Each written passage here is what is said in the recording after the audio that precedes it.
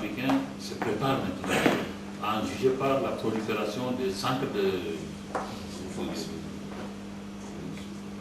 formation. Dans tous nos pays maintenant, il y a des centres de formation. Hier, j'ai vu votre centre de formation avec des petits enfants de 12, 13, 14 ans. Ça, c'est l'avenir du football.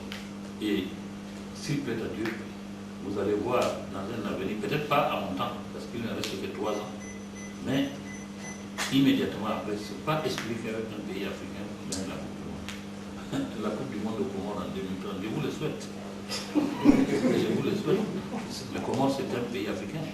Il n'y a aucune raison que vous ne veniez pas. 2030, nous sommes. Je ne connaissais pas les Comores, je viens de les découvrir. Je ne sais pas ce qu'il était il y a 5 ans, 6 ans, mais ce qui est sûr, c'est qu'il y a une trajectoire positive vers le sommet. Il n'y a pas de raison que vous ne puissiez pas le faire. Bon, il y a quelque part aussi un handicap, parce que quand il n'y a pas assez de public, je ne sais pas si la FIFA ne va pas réfléchir là-dessus. Vous êtes peut-être combien? 1 million, 100 000, d'ici 2017, vous serez à 2 millions, 3 millions. Est-ce que c'est largement suffisant pour remplir les stades que vous allez construire pour organiser la Coupe du Monde? C'est autant de choses qu'il faut voir. Mais, pour moi, en tant que président de la CAF, je souhaite que cette Coupe du Monde, comme celle de l'Afrique du Sud, revienne en Afrique. Que ce soit le Comores, un pays du Nord, un pays du Centre, un pays de l'Est, l'essentiel est que ça vienne en Afrique. Il n'y a pas de raison que vous ne soyez pessimiste. Tout ce que nous pouvons souhaiter, c'est que les moyens soient dégagés pour qu'on puisse améliorer au moins les quelques infrastructures que vous avez. Donc, la CAF ne peut rien. Ça, c'est une affaire politique. Ni la FIFA, ni l'UEFA, aucune organisation internationale ne peut venir dans un pays créer des infrastructures. Ça n'existe pas. Ça, c'est de la politique nationale. Il faut que ce soit chaque pays, chaque gouvernement qui crée ses infrastructures. Ça, c'est clair et c'est net. Citez-moi un seul stade au monde qui a été construit par la FIFA en dehors des terrains d'entraînement que nous prenons ça et là.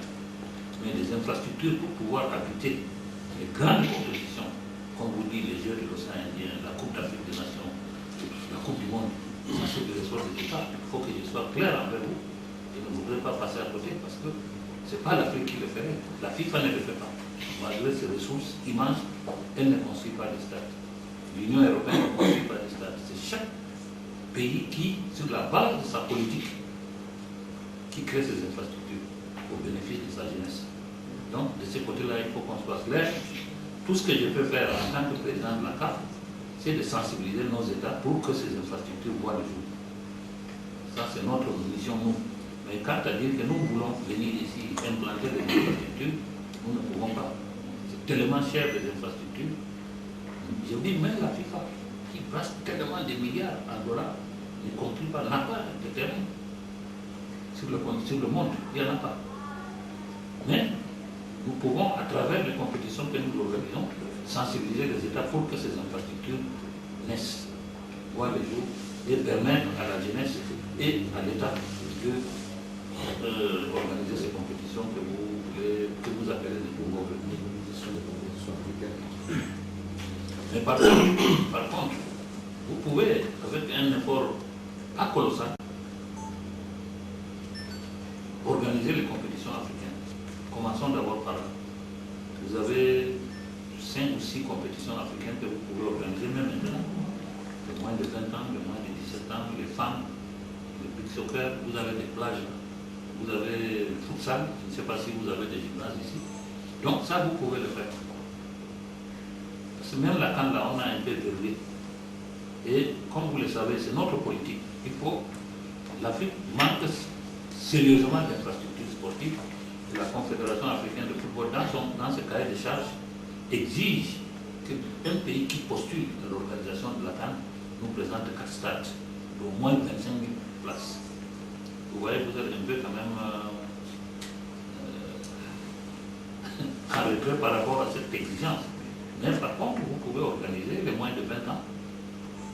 Vous pouvez organiser les moins de 17 ans. Vous pouvez organiser en attendant que ces infrastructures naissent dans votre pays. Mais vous savez, si c'est clair, je n'ai pas caché quoi que ce soit. J'ai dit que nous étions satisfaits. On ne peut pas être satisfait s'il y a un pan de l'organisation qui bouge. si nous sommes satisfaits, c'est parce que tous les aspects, c'est-à-dire techniques sur le terrain, à travers les joueurs, la direction du match, le public, tout ça était au rendez-vous hier.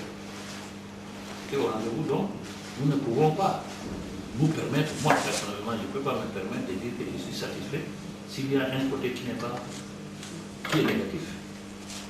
J'ai vu votre public bien discipliné, bien ordonné. J'ai vu vos arbitres qui étaient neutres.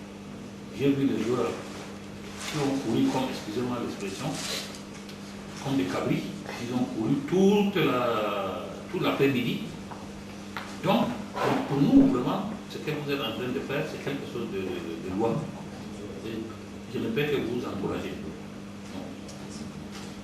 Bon, les îles, quand vous dites que bon, de toutes les façons, c'est la première. Maintenant que c'est ouvert, avant, on ne pouvait pas venir, il fallait obtenir l'accord à partir du Comore. Comme je vous dis, j'étais aux portes de Comore et j'attendais le visa. Le visa n'est pas venu. Maintenant que c'est ouvert, nous revenons. On n'a pas eu la chance de voir les autres îles prochainement.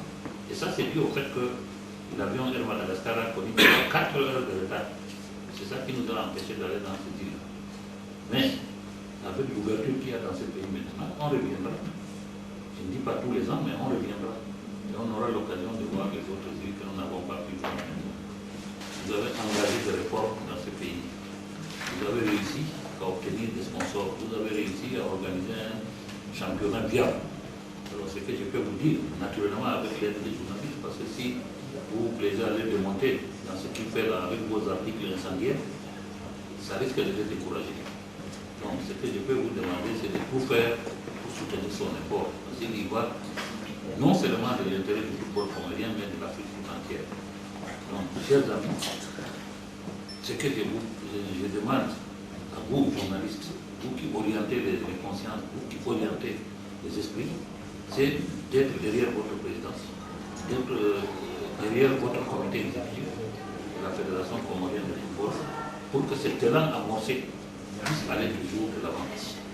Nous, comme je vous ai dit, la Confédération africaine de football ne ménagera pas des efforts pour pouvoir soutenir les efforts consentis pour le football de ce pays. Mais la grande majorité revient de votre côté. Si vous ne les soutenez pas, si le comité directeur ne les soutient pas, tout ce qu'il est en train de faire risque de vous lâcher. Donc, je vous demande vraiment, humblement, si vous pouvez les soutenir, faire en sorte que l'élan amorcé par la Fédération comorienne puisse se poursuivre vers le sommet.